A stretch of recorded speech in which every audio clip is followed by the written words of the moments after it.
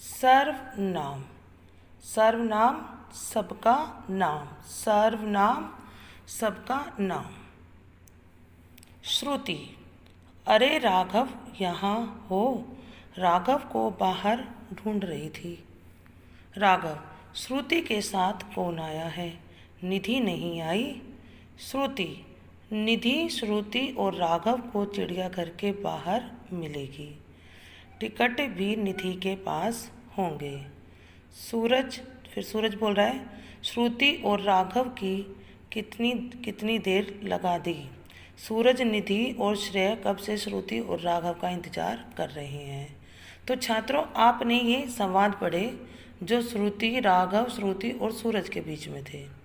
तो यह जो संवाद है, इसमें जो संज्ञा शब्द है, जैसे राघव, श्रुति, फिर निधि, श्रुति, राघव, निधि, श्रुति, राघव, श्रुति, ये सारे इनमें, तो इन्हें पढ़ने पर क्या हो रहा है, बहुत ही हमें क्या लग रहा है, अटपटा लग रहा है। इसमें बार बार संज्ञा शब्दों को दोहराया जा रहा है कि राघव ऊपर भी आया, राघव इधर भी है, इधर भी, तो राघव हर जगह आया है और अटपटा लग रहा है।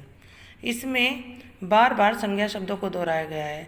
इसी संवाद को यदि इस तरह लिखे तो, श्रुति, अरे तुम यहाँ हो, मैं तुम्हें बाहर ढूंढ रही थी।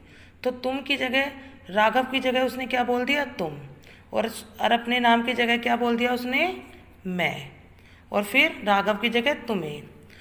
फिर है, राघव बोल रहा तुम्हारे साथ कौन आया है, तो उसने श्रुति की जगह क्या बोला, तुम्हारे, और निधि नहीं आई, निधि नहीं आई, तो निधि, श्रुति और राघव चिड़ियाघर के बाहर मिलेंगी। तो वह तुम्हारे साथ कौन आया है, तो ये वह हमें, टिकट भी उसी के पास होंगे, कि टिकट भी उसी के पास होंगे। तुमने कितनी देर लगा दी, हम कब से तुम्हारा इंतज़ार कर रहे हैं। अब इस संवाद में तुम, मैं, तुम्हारे, कौन, वह, उसी, तुमने, हम, तुम्हारा शब्द किसी न किसी नाम के स्थान पर प्रयोग किए गए हैं। जैसे मैं की जो मैं है वह किसकी जगह पर आया, श्रुति की जगह पर। जो तुम्हारे हैं वह श्रुति की जगह पर। कौन किसकी जगह पर, कौन हो गया, वह, उसी। तो जो ये शब्द हैं ये कोई ना कोई किसकी जगह पर, संज्ञा की जगह पर प्रयोग किए जा रहे हैं। बल्कि इन्हीं सर्वनाम शब्दों का प्रयोग करते इससे बातचीत सहज और स्वाभाविक हो जाती है कि बार बार एक ही शब्द की पुनरावृत्ति होने से बच जाता है। तो अब इसका क्या होगी, इसकी परिभाषा, संज्ञा की जगह प्रयोग किए जाने वाले शब्दों को सर्वनाम कहते हैं। कि संज्ञा की जगह जिन शब्दों का प्रयोग हमने यहाँ पर किया है, जैसे इसमें हमने किया, क्या किया, मैं,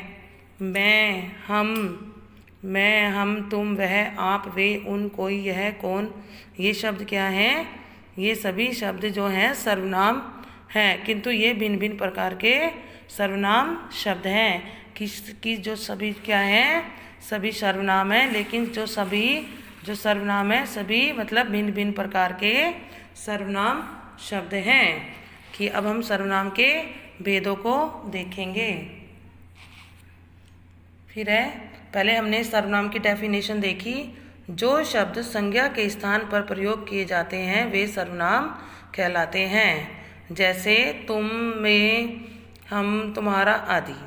फिर है, सर्वनाम के मुख्य 6 भेद होते हैं। कितने भेद होते हैं, 6। अब इसमें पहला भेद है पुरुषवाचक सर्वनाम। क्या है, पुरुषवाचक। वाचक का शब्द होता है बताने वाला, और पुरुष मतलब क्या होता है, व्यक्ति, कि व्यक्तियों के बारे में बताने वाला।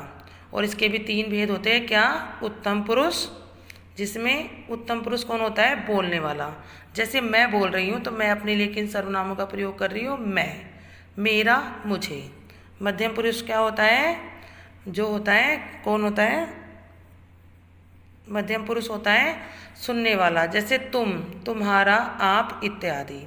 फिर है अन्य पुरुष। अन्य पुरुष कौन होता है, अन्य पुरुष होता है जिसके बारे में हम बात कर रहे हैं, जो इस समय यहाँ पर नहीं है।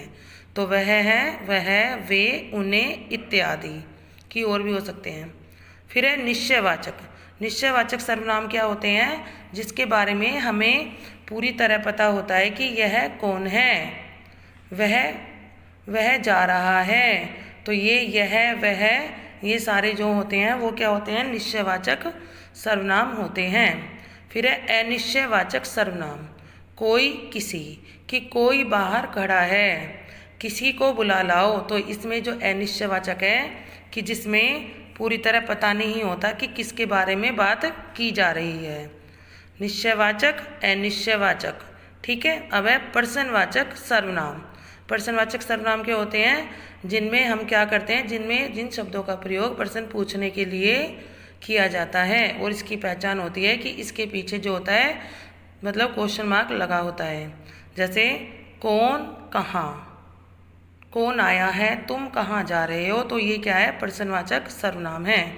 फिर है निजवाचक सर्वनाम। निजवाचक सर्वनाम क्या होते हैं? वह सर्वनाम जिन सर्वनाम शब्दों का प्रयोग हम अपने लिए करते हैं। जैसे स्वयं, खुद, कि मैं स्वयं आ जाऊंगा, तुम खुद आ जाना। तो ऐसे जो सर्वनाम होते हैं उन्हें हम क्या बोलते हैं? निजवाचक सर्वनाम बोलते हैं। फिर है संबंधवाचक सर्वनाम। संबंधवाचक सर्वनाम क्या होते हैं? जो, सो। जैसे जो एक सर्वनाम का संबंध दूसरे से होता है। जैसे जो करेगा सो भरेगा, जिसकी लाठी उसकी भैंस, कि ये संबंधवाचक होते हैं। संबंध बताने के लिए इन सर्वनाम शब्दों का प्रयोग किया जाता है। तो अब हमने ये पढ़ लिया है। अब हम आएंगे इसकी बुक की एक्सरसाइज पर। तो पहला है, नीचे लिखे वाक्यों में सर्वनाम शब्दों को रेखांकित करके वाक्यों के सामने लिखिए। कि सर्वनाम शब्दों को रेखांकित करो और यह बताइए कि ये कौन सा सर्वनाम है। तो तुलसी का पौधा स्वयं एक वैद्य है। तो अब ये कौन सा सर्वनाम है? पहले सर्वनाम ढूंढिए। तुलसी का, तुलसी क्या हो गई? संज्ञा होगी। पौधा भी संज्ञा हो गया, तो एक वैद्य भी संज्ञा हो गई। तो इसमें क्या बचा है? स्वयं। स्वयं इसमें जो हो गया वह सर्वनाम है। और कौन सा सर्वनाम है? निजवाचक सर्वनाम। कौन सा सर्वनाम है बच्चों? निजवाचक, क्योंकि इसमें तुलसी के पौधे ने अपने लिए ही इनका प्रयोग किया है। फिर है, जो पौधा लगाएगा उसे ही लाभ मिलेगा। तो अभी हमने जो और सो पढ़ा है ना, तो जो और सो कौन होता है? वह होता है संबंधवाचक सर्वनाम। फिर है, यह नीम का पेड़ है। अब यह नीम का पेड़ है, तो ये क्या है? क्या ये?